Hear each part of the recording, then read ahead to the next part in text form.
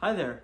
So today I tried out a practical tip for some of the stuff that I've been talking about on this channel and I wanted to share it.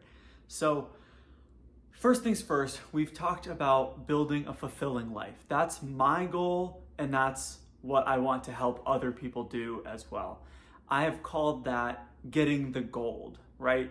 And as the saying goes, you have to fight the dragon to get the gold. So the idea is that if you want to build a fulfilling life, you're gonna have to go through some stuff that is not comfortable and not pleasant.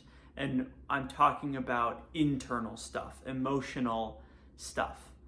That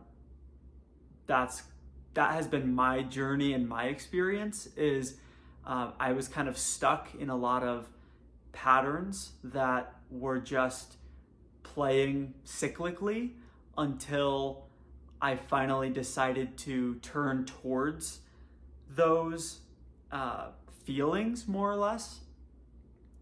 Turn towards those experiences, understand the feelings underneath them, why they were happening, what was causing this, how could I understand them better and get more curious about them. Of course, at the time, my idea was like, how do I make this stop? But really, it's a question of how do I transform my behavior or response in this situation into something else, right? And that's where the fulfillment for me has come from, is kind of that process of transforming this really unpleasant situation into a pleasant situation using kind of mental reframes and different techniques. So fighting the dragon, right? That is ultimately what I have done and what I continue to do every day and what I want to help other people do. But I feel like it's very difficult for people to even know where to start with that, right? And I want to get better at communicating what that really means and how to do that step by step.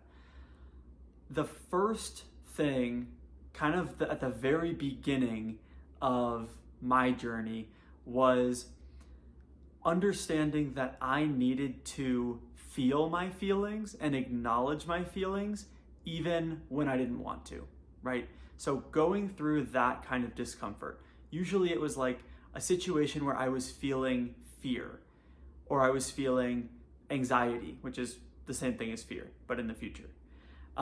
When I was feeling grief, grief was actually the first feeling that was so bad for me that I had to get help. I was like, I don't know what's going on here, and it feels like I'll never be okay again, and that's not okay. You know, I need to address this, right? But then there's other examples. I talk about shame. I've talked about guilt and all of the feelings that, you know, we don't like talking about or experiencing, right? So I've talked about this before, but when I had that experience with grief and loss really for the first time in my life, the first tool that I learned was the handshake method, which, as my therapist described it at the time, was turning towards the experience you're having. So if I'm experiencing grief, turning towards that grief, kind of, you can picture it in your mind, instead of shoving it away, acting like it isn't there, distracting yourself, really turning towards it and getting curious and saying, what is this like? What is this about, right?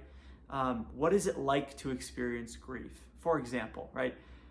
Grief is a very, very human experience. It's something that almost everyone has experienced, and it's in some ways kind of a blessing to be able to have this experience. Like, it's part of the fullness of being alive, is to have these experiences, not just of joy and exuberance and, you know, love and connection and curiosity and excitement and all these great things, but also the flip side, right? Of experiencing loss, of experiencing fear and anger and frustration and, you know, kind of coming out the other side as well, right? It's connecting to be able to really experience these things.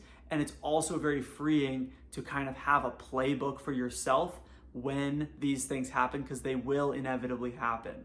So you can live your entire life avoiding them and basically playing small because you're afraid that, oh, when this thing happens, it's going to destroy me. Or you can spend a little bit of time up front learning how to turn towards these emotions and, be kind of almost friendly with them. So when they do come up, you're not destroyed by them, and then you're also not afraid of them, which helps you live bigger and in a more fulfilling way, in my opinion.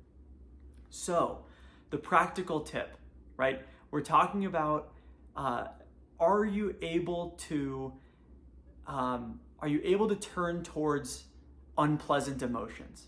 That's kind of a skill, right? It's not, I don't think it's really something that you're born with, or that's, maybe some people are better at it than others, but I think it's kind of a skill where if you work on it a little bit, in my experience, it took maybe a month for each of the major emotions. It took about a month of practicing this before I was like, oh, like grief is my friend. Like I can have experiences of grief and know that I'll be okay.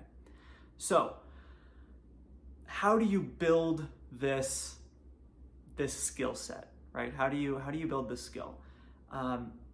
I think that it's very related to just being able to do things that are uncomfortable in general and unpleasant in general.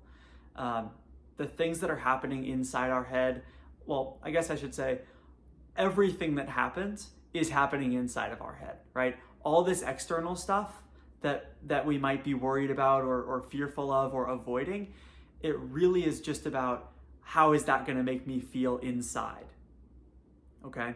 So if you're not currently going through a bunch of grief, and you're not currently afraid, and you're not currently ashamed, right? How do we practice this? Today, I tried this out. I made sure to test it before coming on here and talking about it, but I took the coldest possible shower. I don't want you to turn the video off. I think that the cold shower and like cold plunge, it can be kind of associated with like the alpha male, like toughness, mental fortitude type stuff, which that's not what I'm talking about here, okay?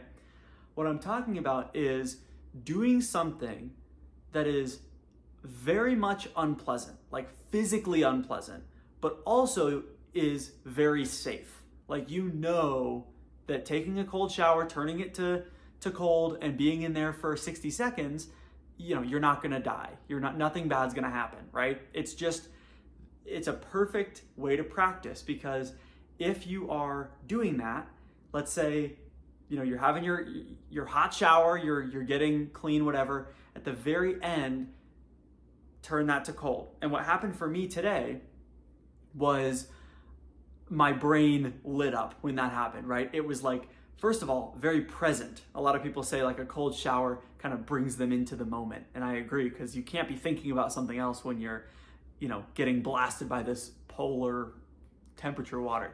But everything in my brain was like, turn it off, right? And I could have easily turned it off, but that's the entire point, is training my brain and just working on that muscle for this sucks, but I'm gonna get through it, right? I'm going to do what I know how to do. I'm gonna use my tools in this situation, even though it would be easier to turn it off. And the emotional version of that would be distract, avoid, ignore, right? Act like this thing isn't happening. But when you make this commitment and work on it in the context of the cold shower, it could be kind of anything. You could probably find other examples too, but I'm loving the cold shower. Like if you're watching this, I'm sure you have a shower. I'm sure it gets really cold if you wanted it to, right? And you could just practice in your head being like, yes, this sucks, and I'm gonna be in here for another 30 seconds, or even just for one more second, and then one more second, and then one more second. Just feeling it for me, there's kind of an element of reframing too. I heard my mind going towards like, wow, like I'm experiencing what it's like to be in a cold shower right now. Or honestly, just making a bunch of noises so that, it would a little bit distract me from, the experience that I was having. But at the end, when I turned it off, I felt so good. Not only did I feel like alive, physically, but also proud of myself because I'm like, I did something hard. And that's a feeling that I love. But also in this case, it's not just I did something that's hard for the sake of it being hard, but it's I did something unpleasant, and I think I will be able to do that more reliably later on as a result of building this muscle. So I would encourage you, if you're interested in building this muscle in a way that's maybe not so deep, you don't have to look at your deepest, darkest parts of yourself and your history for this. You just need to get a little bit uncomfortable and see if you can last a little bit longer in that super cold shower before turning it off. And I think that this is just a really good practice in general. And I'll talk later about using this skill, how to use that skill of being able to tolerate an unpleasant situation and kind of apply it towards your emotional well-being, your emotional toolbox, and ultimately helping you create a more fulfilling life in general. So until then, thanks for watching, and I'll see you in the next one.